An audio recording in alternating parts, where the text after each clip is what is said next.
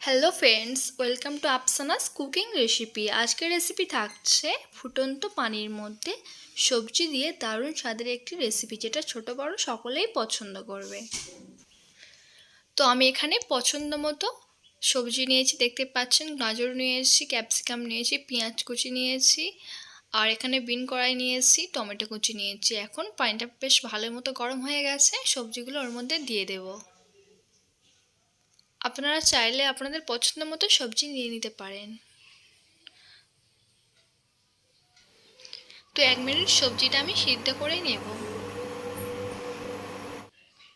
এখানে নিয়েছি ম্যাগি, দেখতেই পাচ্ছেন 3 প্যাকেট ম্যাগি নিয়েছি। ম্যাগির প্যাকেটগুলো আমি কেটে নিচ্ছি।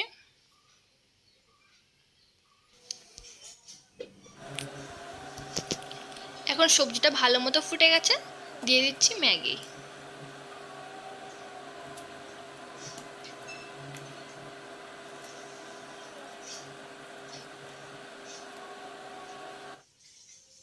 দিয়ে দেবো মশলা, ম্যাগির যে মশলাটা ছিল ওটাই দিয়ে দেবো।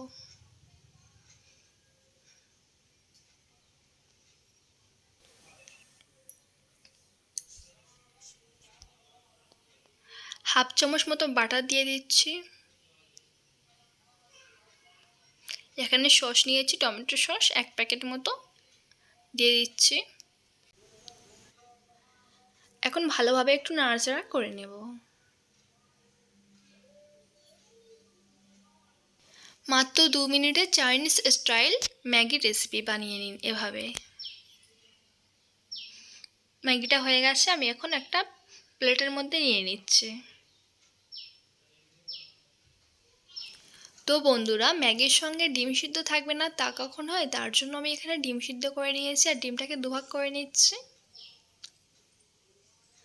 হাফ বয়েল করে নিয়েছি, দেখতে পাচ্ছেন। এখন গরম গরম পরিবেশন করুন, আর কেমন হয়েছে অবশ্যই কমেন্ট করে বলবেন। ভালো লাগলে অবশ্যই একটি লাইক দেবেন।